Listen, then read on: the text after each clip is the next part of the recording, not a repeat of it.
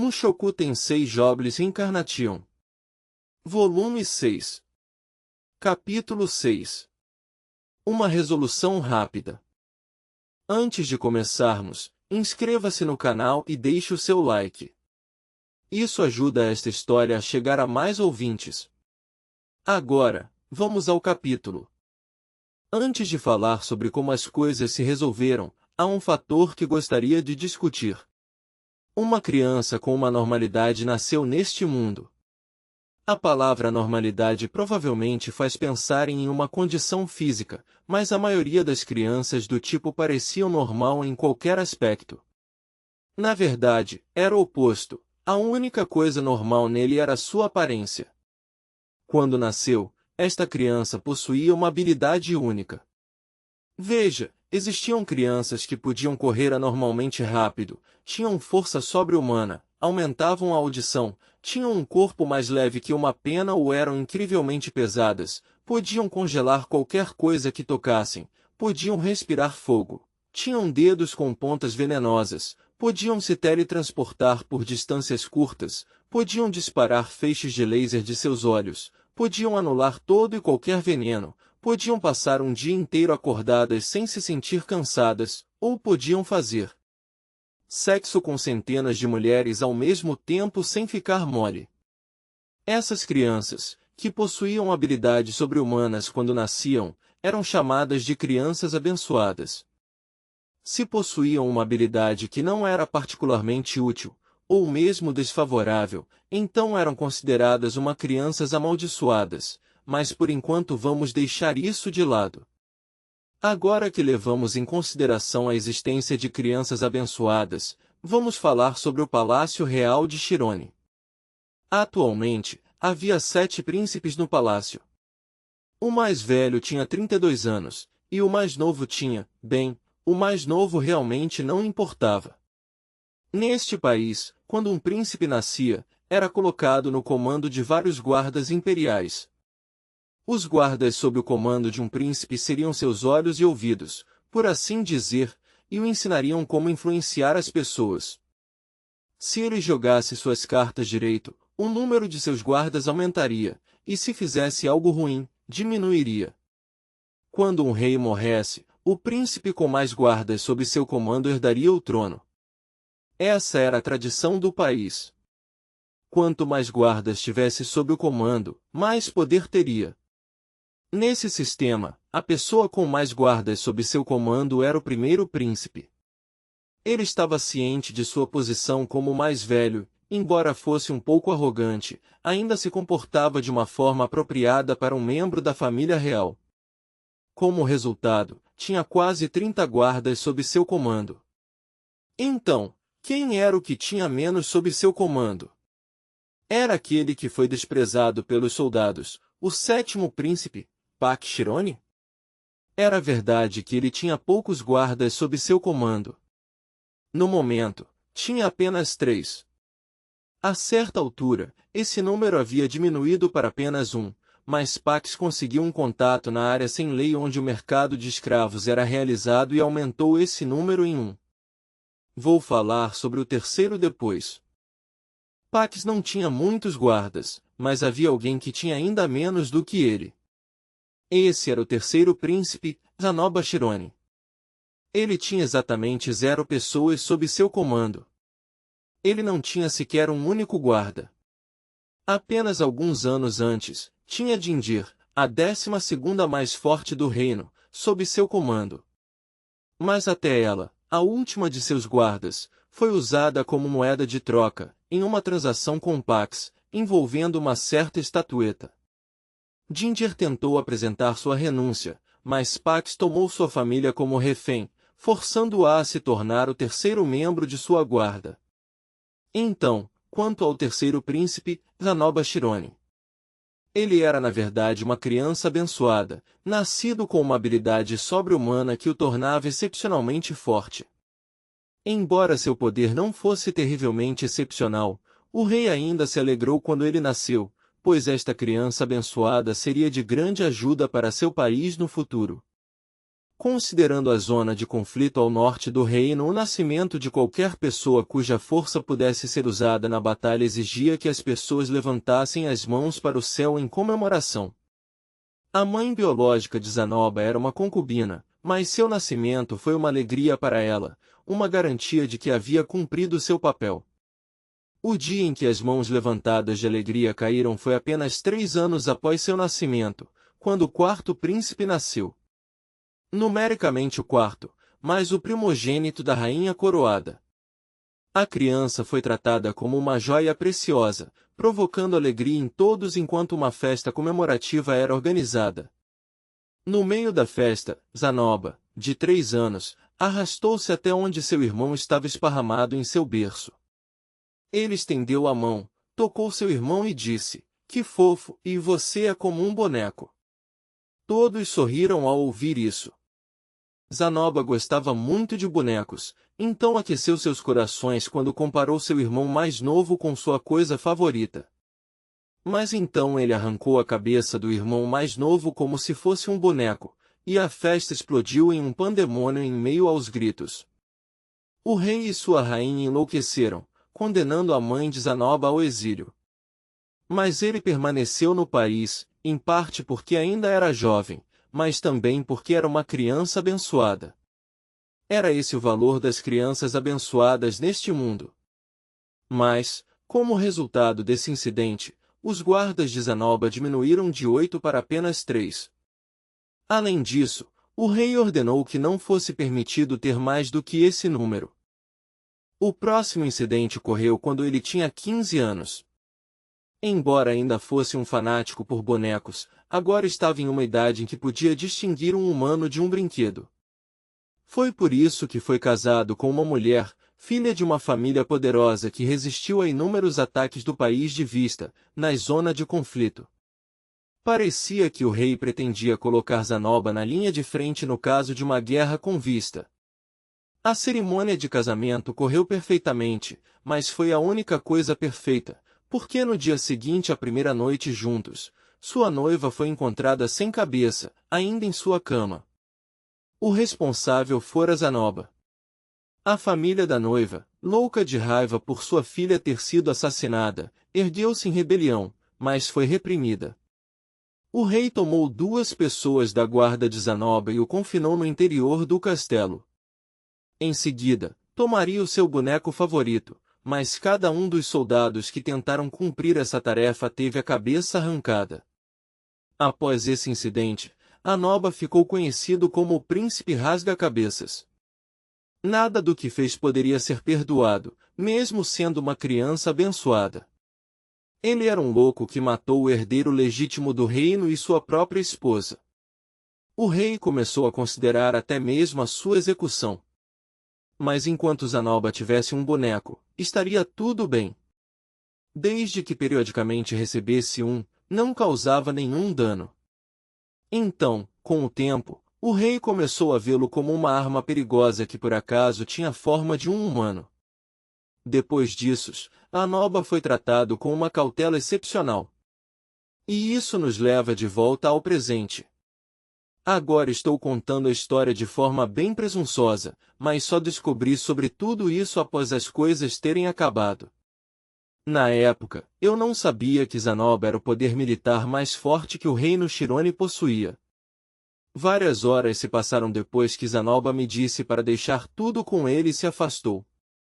E voltou com os lábios abertos em um sorriso enorme. Em comparação, meus lábios provavelmente estavam esticados em uma linha. Zanoba apenas sorriu para mim enquanto segurava algo em sua mão. Mestre, que tal isso? Agora você vai me tornar seu pupilo? Ai, ai, ai, ai. Pare com isso. Por favor, irmão, pare. Cala a boca, Pax. Sibilou Zanoba em resposta. Agar. A pessoa que ele estava arrastando era seu irmão, Pax Shirone. Eu podia ver sangue escorrendo do lugar onde Zanoba agarrava sua cabeça. Entretanto, não era o sangue de Pax. Era o corpo do terceiro príncipe que estava totalmente pintado de vermelho. Perdi a capacidade de falar. Eu não sabia o que estava acontecendo. Achei que tivéssemos passado por uma conversa alegre sobre ele se tornar meu pupilo ou algo assim, mas em algum momento aquilo virou um festival sangrento. Um rosto sorridente coberto de sangue só tinha pelo quando era o de uma bela mulher. A expressão parecia bizarra quando era usada por um cara mais velho desajeitado e com aparência de nerd. Várias pessoas entraram atrás de Zanoba, como se o estivessem seguindo. A primeira era Jindir, com sua espada já desembainhada. Mais 3 cavaleiros em traje semelhante se aglomeraram atrás dela. Pare com isso, Zanoba. Tire as mãos dele. Isso mesmo, Zanoba, por favor, controle-se. Escondidos atrás dos cavaleiros estavam 2 príncipes vestidos com roupas que pareciam caras. Embora eu os chamasse de príncipes, um era um pouco velho demais para realmente manter o título. Apesar de tudo, éramos 9, eu incluso, espremidos no pequeno espaço apertado que era este quarto estreito. Irmãos, vocês sabiam que Pax levou as famílias dos soldados como reféns para que pudesse forçá-los a cumprir suas ordens? Não. E estou falando dos soldados, aqueles sob o comando de nosso pai, e não a sua própria guarda pessoal. Zanoba estava sorrindo, sua boca bem esticada enquanto falava. Parece que ele também fez a família de Jindir como refém. Isso é verdade? Sim, senhor, respondeu Jindir, com sua espada ainda erguida. O sorriso continuava no rosto de Zanoba. Irmãos, vocês lembram da Roxy? Sim. Ela era a tutora do Pax. Uma maga de água de nível rei que ensinou aos soldados de nosso país os segredos para enfrentar um mago em batalha, uma pessoa a quem temos uma grande dívida. Nosso pai não tentou a convidar oficialmente para ficar no Palácio Real? E não foram as ações tolas de Pax que sabotaram e destruíram nosso relacionamento com ela? Bem, sim, é verdade. Pax estava errado, mas ainda assim, você.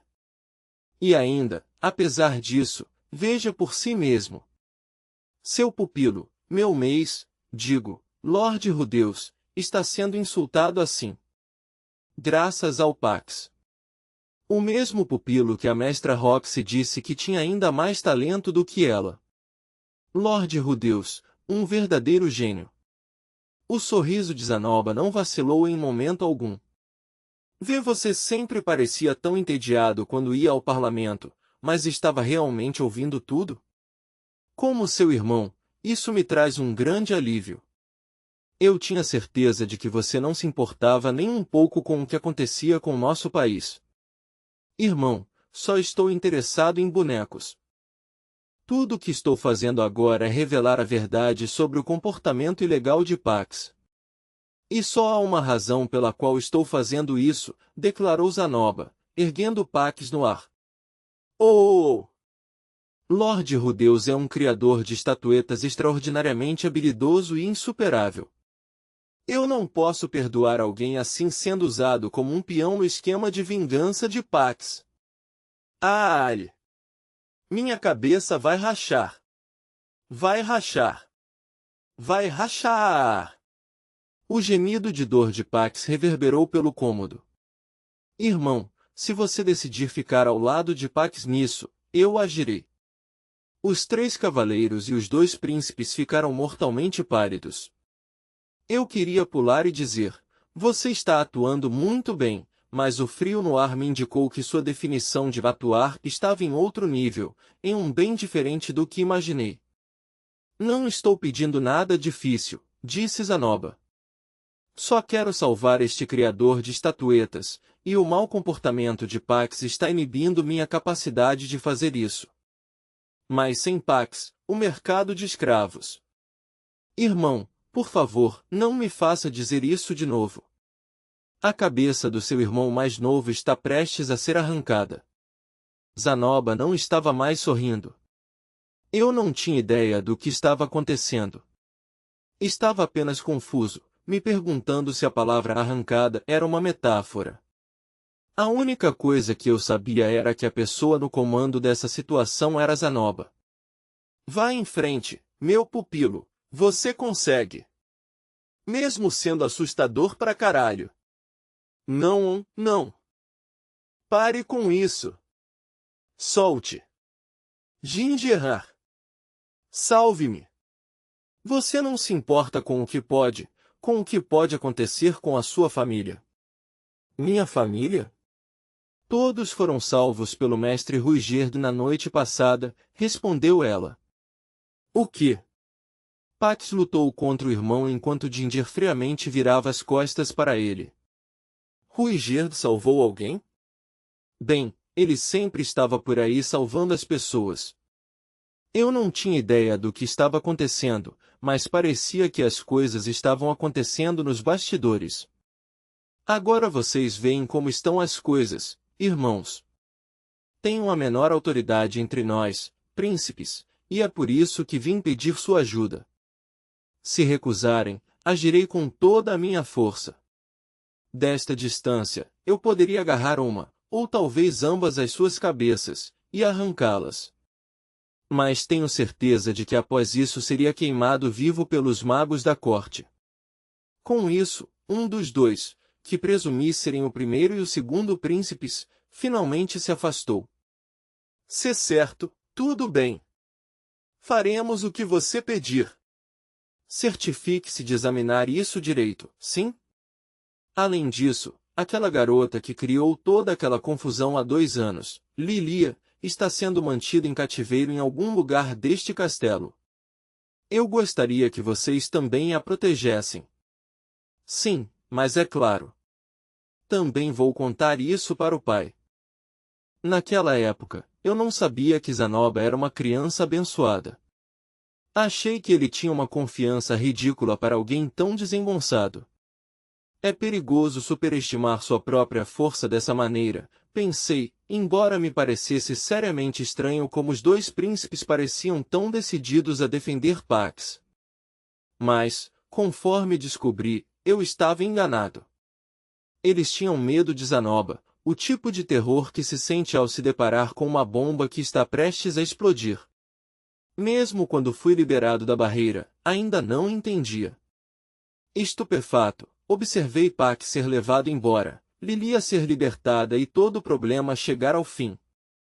Vários dias se passaram antes que eu finalmente descobrisse tudo o que havia acontecido. Vamos começar contando como Lilia acabou sendo detida, em primeiro lugar. Na época, ela era suspeita de ser uma espiã de uma potência estrangeira. Quando foi interrogada, invocou os nomes de Paul e Roxy, o que conseguiu mantê-la fora da prisão, mas não dissipou completamente suas suspeitas. Em vez disso, foi confinada ao palácio. Quando as informações sobre o incidente de deslocamento finalmente chegaram ao reino Chirone e parecia que ela poderia ser liberada, Pax interferiu e começou a manipular o fluxo de informações, o que significava que Lilia e Aissa foram forçadas a permanecer dentro do castelo. Quando Roxy fugiu, Pax estabeleceu contatos no mercado de escravos. Por meio deles, contratou seu próprio exército particular, depois tomou como reféns algumas famílias de soldados de seu pai para forçar sua obediência. Aqueles soldados vasculharam as favelas em segredo e descobriram onde os reféns estavam sendo mantidos, mas resgatá-los era difícil, já que estavam fortemente vigiados. Frustrados, tiveram que esperar, e os dias foram passando. Foi nessa época que Aissa fugiu e o príncipe deu ordens para persegui-la. Relutantemente, os soldados obedeceram e conseguiram localizá-la. Foi então que eu apareci e dei um show magnífico levando-a comigo. Assim que os soldados viram como eu estava tentando ajudar Aissa, além de como poderia lançar feitiços não verbais, perceberam que eu era o pupilo de Roxy. Foi então que começaram a traçar o seu plano. Primeiro, começaram uma luta no mercado de escravos para jogá-lo no caos. Então, usaram o fato de que Aissa havia sido sequestrada por um homem misterioso para colocar o exército particular de Pax em movimento. Depois disso, planejaram explicar suas circunstâncias para mim e pedir minha ajuda para resgatar os reféns. Eu os ajudaria a atacar o local onde os reféns estavam sendo mantidos, agora que sua segurança estava enfraquecida, e, em troca, encontrariam uma maneira de salvar Lilia para mim. Mas antes que isso pudesse acontecer, enviei minha carta ao palácio, pensando erroneamente que Rox ainda estava no país, e então fui atraído e confinado por Pax. Se tivesse esperado mais um dia antes de enviar minha carta, poderia ter ouvido a história dos soldados e ser aquele que atrairia Pax para uma armadilha. Talvez o Deus Homem quisesse que eu salvasse Ice e depois escrevesse minha carta, não o contrário. Minha captura deveria ter sido um revés para os soldados, mas quando foram à pousada para me encontrar, encontraram Ruigerd. Ele ouviu o que tinham a dizer, ficou todo irritado e logo resgatou todos os reféns. Assim que os reféns fossem devolvidos em segurança às suas famílias, o Superg pretendia atacar o castelo. Os soldados tentaram dizer que fariam isso sozinhos, mas ele não deu ouvidos. Jindir, entretanto, não foi informada de nada disso. Os soldados a deixaram de fora porque temiam que seria perigoso envolver alguém sob o comando de Pax. Coitada! No entanto, quando os reféns foram libertados, sua família foi vista entre eles, então os soldados também os levaram sob custódia protetora. Ela, pensando que aquela era uma boa oportunidade para agir, passou minha estatueta de Ruigerd para Zanoba, o homem com a força mais bruta deste país. A mulher calculou que ele poderia me ver como uma fonte valiosa de informação e se aliar a mim, mas também foi motivada pelo fato de que tinha jurado lealdade a Zanoba. Por que alguém como Jindir permaneceria leal a alguém que a trocou por uma estatueta? Devia haver alguma história por trás disso. De qualquer forma, no dia seguinte, Zanoba matou 2 dos guardas imperiais de Pax antes de tomá-lo como refém. Com isso, os soldados nunca conseguiram realizar a última etapa de seu plano. Em vez disso, o incidente chegou a um fim surpreendente. Depois que tudo foi à tona, o rei deu suas ordens. Primeiro, Pax deveria ser banido do país. Foi uma pena que isso significava a perda de seus contatos no mercado de escravos, mas abriu um precedente terrível. Ele não apenas tomou as famílias de seus soldados cativas, como também a família de um de seus guardas imperiais. Além disso, em vez de persuadir suavemente um mago como eu a se juntar à família real, me prendeu e tentou me usar como isca para atrair Roxy, tudo para que pudesse atacá-la e matá-la. Com o interesse de manter as aparências, alegaram que Pax estava sendo enviado para estudar no exterior. Na realidade, o enviaram para o reino Rei Dragão para ser mantido como refém, aquele cuja morte não faria diferença. Quanto a Zanoba, também foi banido do país. Novamente, alegaram que ele iria estudar no exterior. Seu banimento foi proposto pelo primeiro e segundo príncipes, que alegaram que a situação era parcialmente sua culpa. Com toda a franqueza, provavelmente estavam apenas com medo de ter uma ogiva nuclear daquelas por perto, sem saber quando ela explodiria ou se seriam apanhados pela explosão. O rei parecia relutante em deixar Zanoba partir, mas parecia que os bonecos não podiam mais assegurar sua calma, e ele estava cansado de todos os problemas que seu filho havia causado até o momento. Lilia foi libertada, embora alguns ainda afirmassem que ela era uma espiã de outro país. Para ganhar o favor de Pax, aparentemente estava coletando informações para ele nos bastidores. Tudo isso só serviu para mostrar o quão incrível nossa Lilia era, que poderia fazer algo assim mesmo em cativeiro. A fim de silenciar essas afirmações, deveria ser escoltada até Paul. Não até o Reino Azura, mas até Paul. Fazia sentido, já que mesmo se a mandassem para o Reino Azura, ninguém lá poderia verificar sua identidade. Atualmente, Paul tinha laços mais fortes com o país sagrado de Miles, e provavelmente era melhor ficar lá do que levantar suspeitas desnecessárias ao voltar para casa. Eu estava preocupado que pudessem matá-la no caminho para impedi-la de falar, mas Dindir se ofereceu para ir junto em seu esquadrão de guarda. Zanoba aparentemente ordenou que ela protegesse a família de seu mestre. Alguns dos soldados que Ruigerd salvou também se ofereceram para acompanhá-los. Isso me tranquilizou. Quanto a mim, o próprio rei me convidou para ficar na região, oferecendo-se para preparar um lugar para mim como mago da corte. Dado seu tom de voz e a maneira como suspirou enquanto falava, eu poderia dizer que ele sabia que estava pedindo o impossível. E, claro, recusei. Quando fiz, o rei suspirou novamente e disse que eu poderia ir embora. Isso foi tudo. Não houve desculpas. Afinal, os criminosos eram da família real. Eles não eram do tipo que se desculpava. Nesse aspecto, o povo fera era muito mais honrado. Depois que tudo acabou e tentei deixar o palácio real, Zanoba se agarrou a mim em lágrimas. Mestre! Você realmente vai partir? Você realmente vai deixar seu pupilo para trás? Sinto muito, mas tenho que me apressar em minha jornada. Então você poderia pelo menos me fazer uma estatueta antes de ir. Leva muito tempo para fazer isso, então não posso. Não. O fato de eu não ter feito uma estatueta para Zanoba o deixou tão triste que ele se agarrou a mim e gemeu de angústia. Nesse momento, já tinha ouvido falar em que ele era uma criança abençoada. Sabia que se tratava do príncipe que massacrou as pessoas arrancando suas cabeças e fiquei nervoso, me perguntando se ele de repente decidiria arrancar até a minha cabeça.